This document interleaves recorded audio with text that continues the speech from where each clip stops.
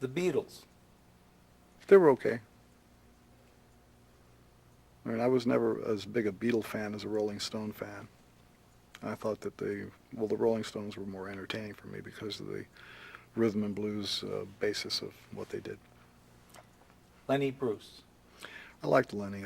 He was, we worked a concert with him at the Fillmore East in the 60s.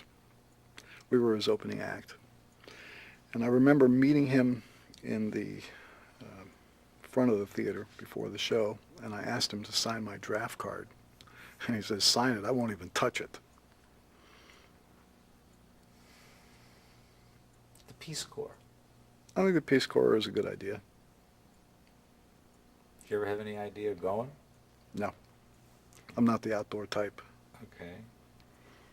How about in general, the 60s scene in LA?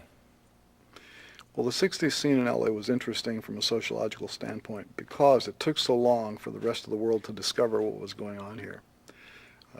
There had been what was described as a freak scene in Los Angeles established for well over a year before there was any national coverage that something was going on here that was very different than even San Francisco or any place else in the country. It was special. And the driving force behind this particular sociological development was a guy named Vito, who was a painter-sculptor who was the, let's call him the boss of, let's call it a cult, of people who were just weird and liked to be weird and would dress weird, and every night they would go out and they would dance weird. And people looked at it and said, well, that's pretty weird. I think I'll do that too. And it just kept growing and growing. Vito was in his 60s then, and he was out just flailing all over the place every night. And I came in from Cucamonga, which is where I was living before I moved to Hollywood, and saw this and went, whoa, this is definitely quite unique. And I watched it develop, and I watched all these different strange hairstyles and clothing styles and all this stuff happen, and I saw more and more people doing it, and I saw them gathering at Ben Frank's and at Canner's and the Whiskey A Go-Go and the Trip, and they were walking up and down Sunset Strip, and it was quite a highly developed thing, that, like a circus every night. Finally, a year and a half later, it was either Time or Newsweek did an article on unisex hairdos, and it had a photograph of a guy that we knew as Beetle Bob, eventually to become known as Buffalo Bob, who had a kind of Prince Valiant haircut and wore velvet jackets, and they had a photograph of him, and it was like this shocking thing that a man had hair that looked sort of unisex. And that's, the first time that I know of that there was any national coverage, that there was anything going on in Hollywood. And eventually the real estate developers of Hollywood put an end to it. They complained to the police that these people with these strange hairdos and clothes were reducing their property value along Sunset Boulevard. Something had to be done about it because they were walking up and down the street. And so they started to have these roundups. The sheriff's department would come to Hollywood nightly with these buses for carrying prisoners, and without any kind of due process, just round people up, total harassment, herd them onto these buses, take them downtown, and release them. It was just, to harass you, to keep you from going to the Sunset Strip. And eventually, that was fairly successful. It put a little fear into the people there. There were some tense moments with that policy, but the real way they killed the scene in Hollywood was to talk to the club owners and threaten them to make them stop hiring those kinds of bands which attracted that kind of clientele. And by that time, they had virtually destroyed whatever scene was developing in Hollywood, and that's when we moved to New York.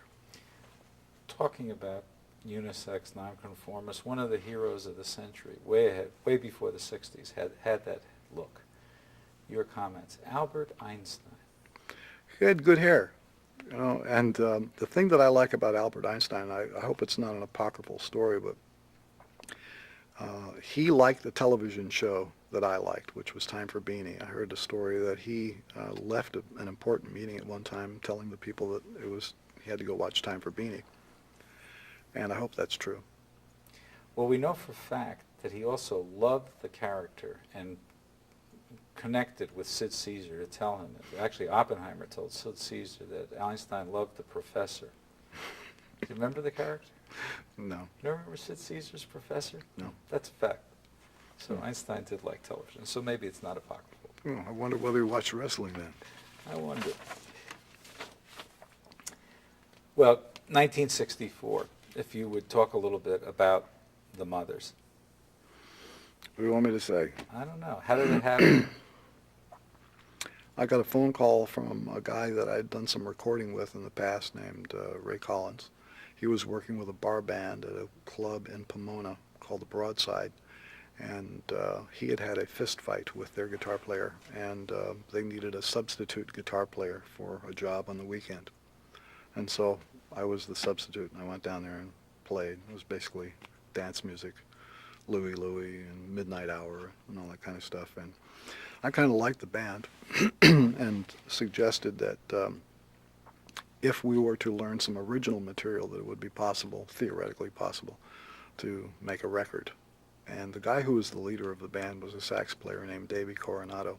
And he said, no, don't do that, because if you play original material, you can't work these jobs in these bars anymore. I mean, that was the fact, because musicians in this area that they referred to as the Inland Empire were used only as jukebox function to make people drink this bad beer that they served there. And if you played a song that people did not recognize, the chances went up that they wouldn't dance to it, and if they didn't dance, they wouldn't drink, and if they didn't drink, then the bartender would, or the owner would fire you. So all the bands were induced to be as derivative as possible. And the more songs you played that sounded like what was on the radio, the better band you were. So anybody who took the chance to learn and perform original material really was taking a big risk. And it turned out that Davey Coronado was right. The minute we started playing original material, we got fired from every place that we tried to work. And only got a record contract by accident, because we'd been turned down by all the different companies. And the man from MGM who signed us was busy someplace else the night that he was supposed to come and see our group. He had some girl sitting on his lap at a club down the street, and our manager kind of dragged him by the ear down to the Whiskey A Go-Go where we were playing, and said, just listen just for a moment. So that's all he did. He listened for a moment. He said, okay, we'll give him $2,500 and we'll sign him.